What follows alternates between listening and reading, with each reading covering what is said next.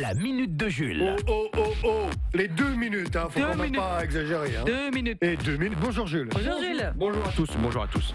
Alors, ça y est, le changement. C'est maintenant. Exactement. Ça y est, hier, François Hollande est devenu président de la République. Enfin, juste avant d'avoir failli terminer en merguez volante. Mais il est donc devenu président de la France. Et tout a commencé pour lui il y a 1 an pile. En effet, il y a 1 an tout juste, DSK s'est lui grillé pour de bon en se faisant arrêter devant les caméras du monde entier par la police de New York, ça que les Français appellent la République, je suppose, faisant adieu à la politique, laissant à Hollande la place nette.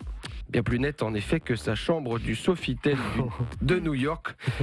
En effet, DSK a été mis en cause dans une affaire qui aura définitivement taché sa carrière, ainsi que la veste de la femme de chambre et une partie de la moquette.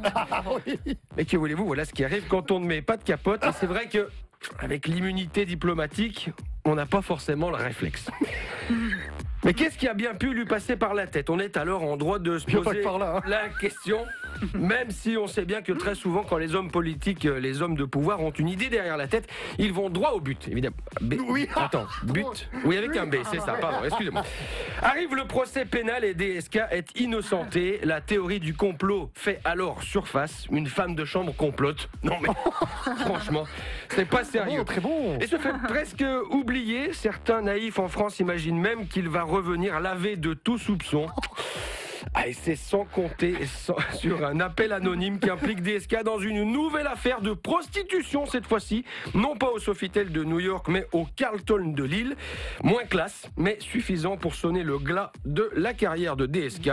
Une reconversion pour lui est désormais inévitable. On pense éventuellement au barreau. Enfin, bon, ça c'est à sa discrétion. Et voilà, c'est ainsi qu'il a permis l'arrivée sûre mais discrète au pouvoir de François Hollande. Discrète en effet, rien à voir avec sa sortie du monde politique à lui, qu'on pourrait qualifier de sortie en grande pompe. Oh, bravo, joli.